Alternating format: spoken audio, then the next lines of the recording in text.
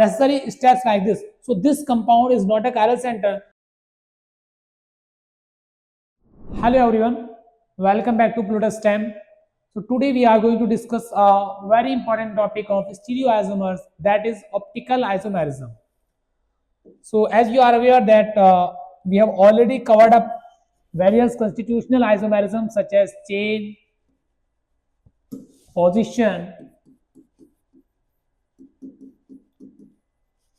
position, and ring chain isomers,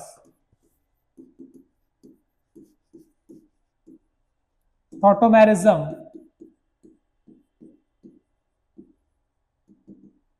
metamerism,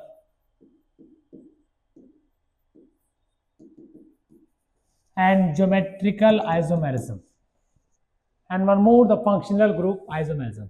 So this much isomers which we have covered up to now, and today we are going to discuss regarding a bit quite detailed regarding optical isomerisms. So as we are aware, this optical isomers, they comes in a class of stereoisomerism. And we know that stereoisomers is also subdivided into two classes, conformational and configurational. In this configurational isomers, these optical isomers came. So the basic thing over here is that these optical isomers, they are having same molecular formula, same structural formula, but different orientation in 3D.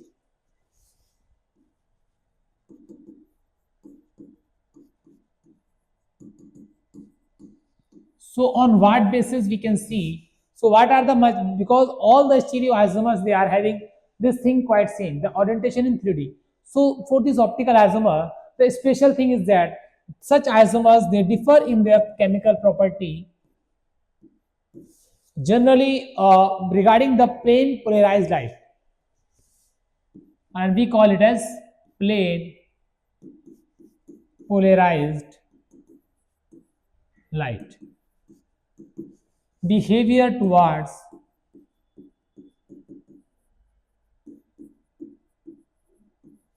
plane polarized light. So we are going to see over here that how this compound, the same compound, they are having different orientation 3D, and they are having effect on the plane polarized differently. So over here we will see how this is the plane polarized light. If we see, as we know, the oscillation of light is in all directions, when we block all those oscillation and only a single oscillation is present, so such type of light is termed as plane polarized light. And when this type of light is being passed through a compound and it rotates it towards clockwise, like say like this, in clockwise direction,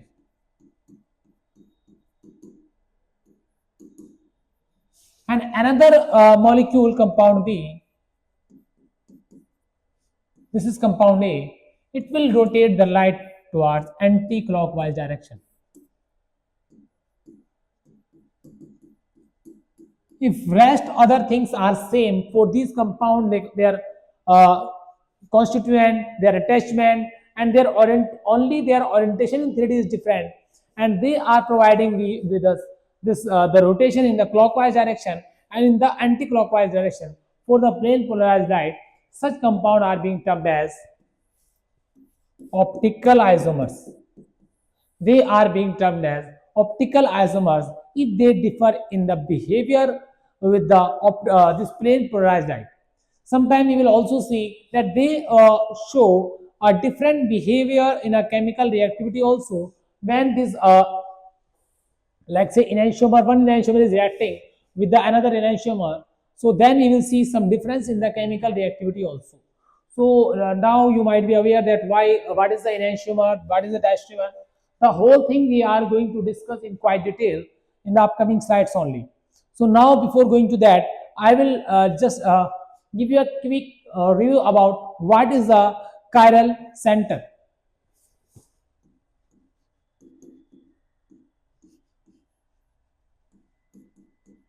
What is a chiral center?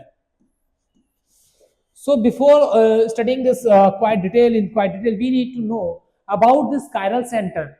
So the chiral center in any compound, if you want to find out, so the necessary condition is that atom must be sp3 hybridized. The hybridization of that atom on which we are finding is this a chiral center or not, that must be sp3 hybridization, or you can say in simple word, 4 different sigma bond. It must have 4 sigma bond. That compound or that carbon or that atom must have 4 different sigma bond. And the other possible other thing is that another condition is that if it is a sp3 hybridized carbon, which means 4 sigma carbon atom are there, so we have to see all the attachment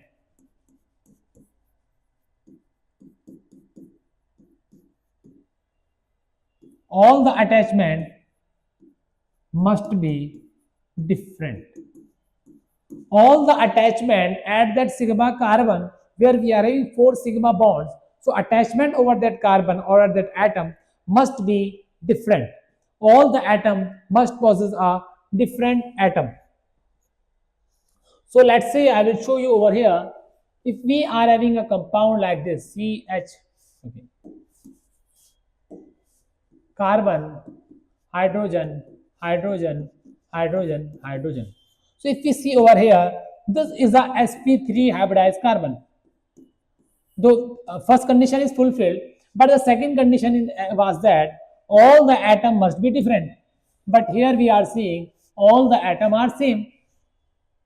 So this is not an optically active compound, or sorry, this is not a chiral center.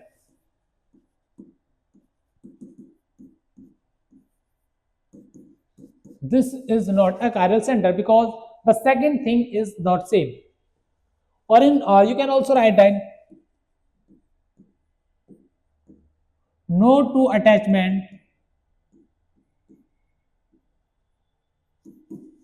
must be same.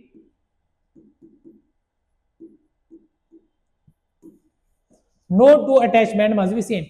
So each attachment must be different. In simple word. So this is the way if we are having this type of moiety over here, hydrogen at this carbon CH3, fluorine and C2H5. So if you visualize this carbon, it is having all attachment are different.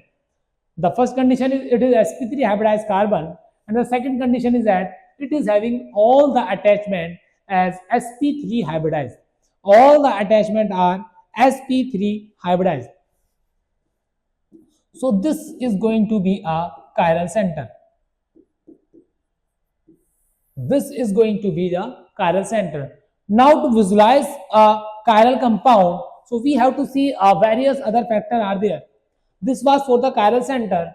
If any compound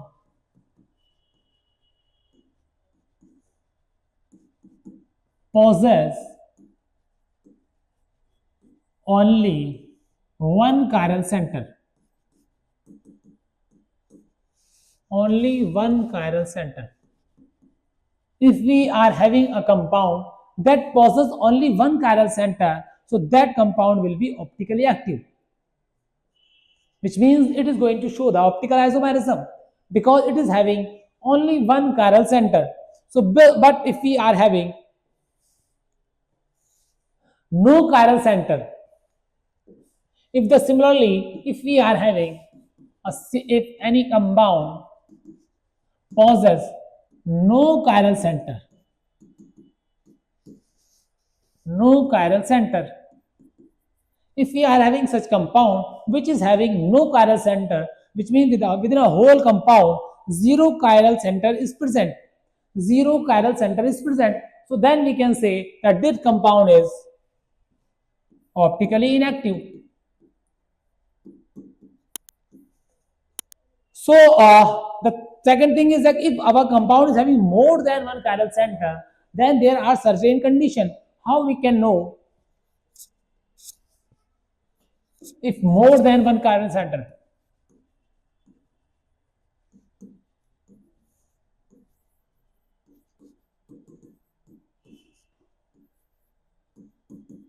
If more than one chiral center are there, so then what we are going to do, we can find out by two way, is our compound optically active or not. This the given compound is optically active or not. So one thing is that by the model method or by the sigma I or Sn, which means imaginary plane, imaginary center, etc.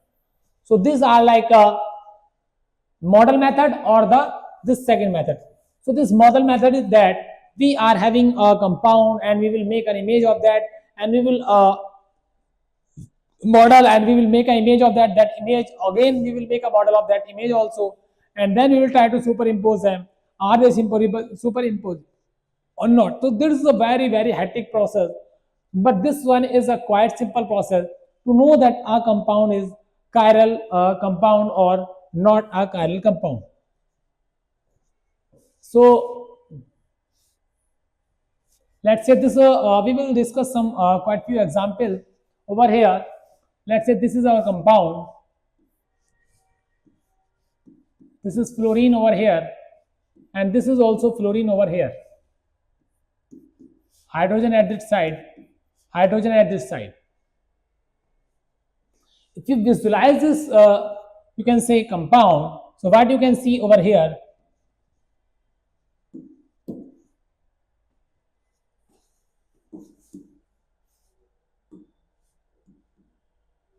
Br. So over here this is a chiral center, this is a chiral center, these are different atoms, these are different atoms, but over here if you come over here, these are not different atoms. Are you getting my point or not? I have told you that there must be same, which means all the four atoms must be same. So like this is same, this is different, right, this is different, right, but when you come over here it is CS2, here CS2, and after that this, so this is same, so that's why these two center are same, so this is not a chiral center, and the same will be applied for this also.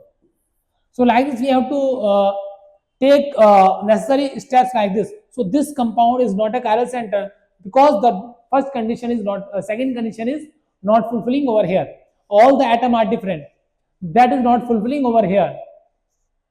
So if we are having a compound like this,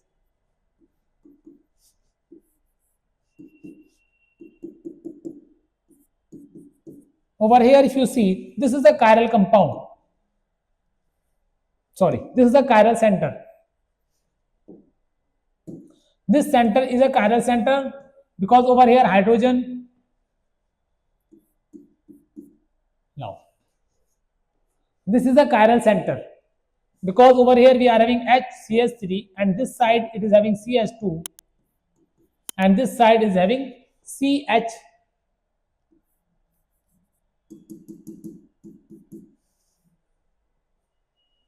CS3H. Sorry, that would be more better if we take this example.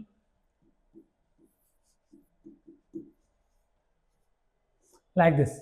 So if we are having such type of moiety, so what you are going to visualize over here, that this is a chiral center because one hydrogen, another side CS3, and this side you can see a different groups are there. So what is happening over here, this is the chiral center, and again this is also a chiral center. This is a chiral center, and this is also a chiral center.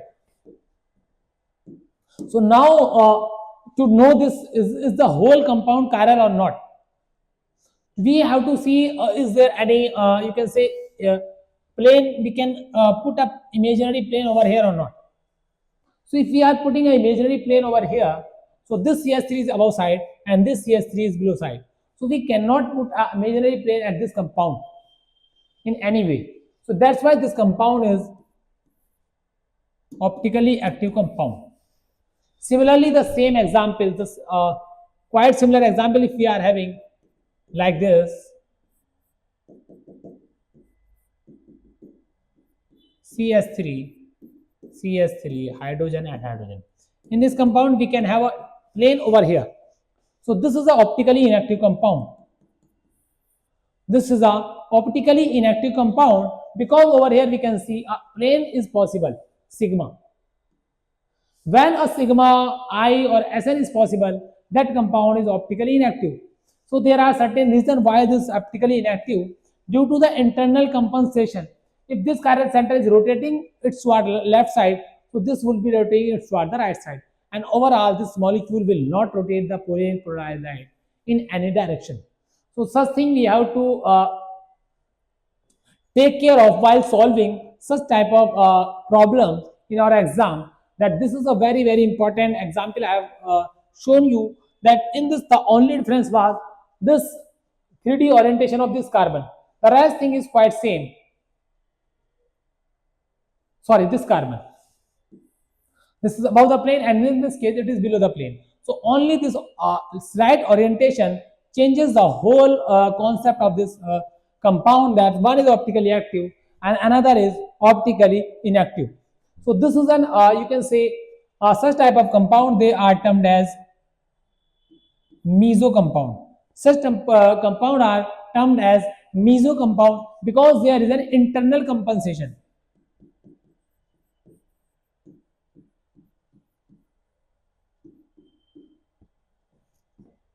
There is an internal compensation. In this compound, internal compensation is there. So if we are having a molecule like this,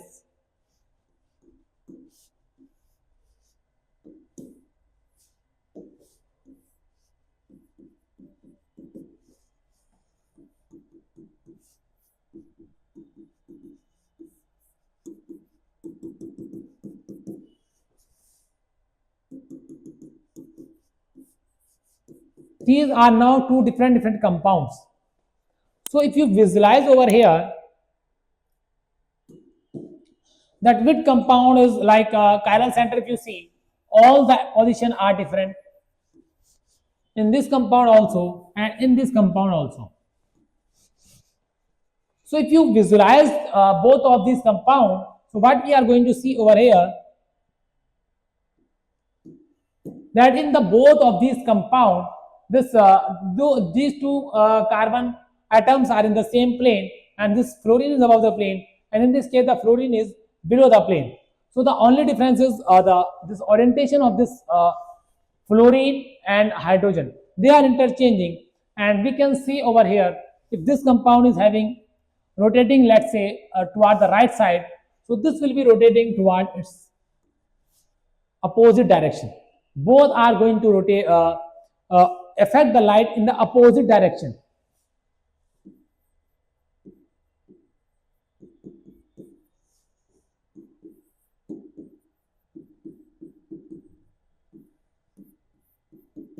So this is a very important task over here, that these two compounds, this will rotate toward this side and this is going to rotate toward this side. If these two compounds are in equal ratio, 50% this one and 50% this one, if both of them are in the equal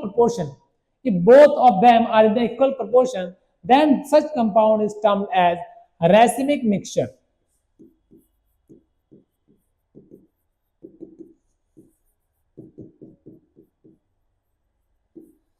Such compound mixture is known as racemic mixture because separately they are you can say optically active compound, but combinedly their effect cannot be visualized due to the external compensation.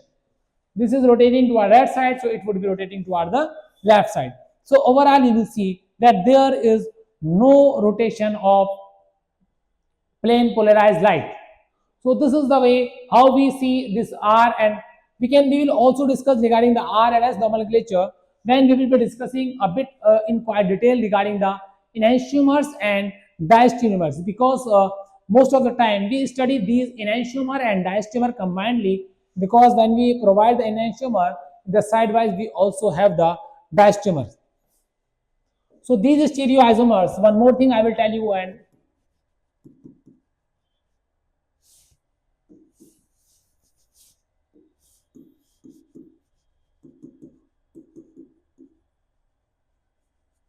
when we talk about the stereoisomers, so what is the basic over there? So they can be mirror image also, and they can be non-mirror image also. Either they can be mirror image or they can be non-mirror image.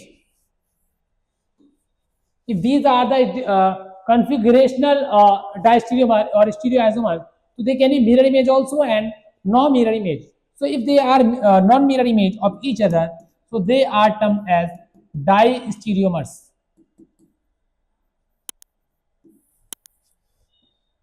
So they are termed as diastereomers.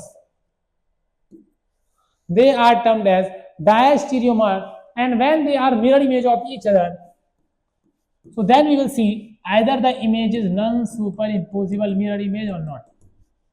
If the image is non-superimposable mirror image, such type of compound, they are being termed as enantiomer.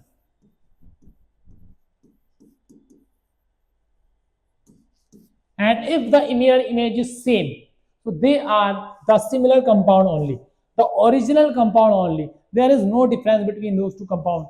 It looks like if the mirror image is non-superimposable, that means the enantiomer. If the mirror image is say superimposable, that means they are the original compound only, the actual compound only. So this is like we have classified this enantiomer and diastereomer. So in today's lecture video, we have discussed regarding that. I have told you that we have already covered up all these sections, all these isomers. Then we have gone through what is this optical isomerism, what is the major difference over here. The main difference in these optical isomer is that their behavior towards the plane polarized light. So next thing we have seen that how this plane polarized light is being affected. Either it can be rotated clockwise or anti-clockwise. After that, we have seen regarding the very important concept in this diastereomers or enantiomers that we are going to discuss in the next upcoming lecture, that this is going to be very, very useful, the chiral center. So the two important necessary conditions are there, that they must possess the 4 sigma bond or sp3 hybridized carbon, and the second thing is no two attachment must be same or all attachment must be different. Anyway, you can see. So I have discussed some example also, that those are chiral and achiral also. Regarding we have already discussed regarding optical inactive and optically active compounds. So how we can know for a single chiral center, we know that that is optically active. But if more than one chiral center are there, it is quite difficult to know that it is optically active or not. For that, we know this two methods are there: model method and this sigma I and Sn method, geometrical method. So in this I have just discussed few examples to understand this whole concept, to know how these optical isomers are there. And we have a bit discussed regarding two very important concepts over here also, racemic mixture and meso compound. We have discussed regarding meso compound and racemic mixture. So we have discussed regarding these two important points in this quiet video, and I have told you how these enantiomers are being there, and we will also discuss in the upcoming lecture regarding these. In the upcoming video, we will be discussing in quite detail regarding the enantiomer, and side by side we will also discuss diastereomer. And after this video, we will also discuss regarding the conformational isomers.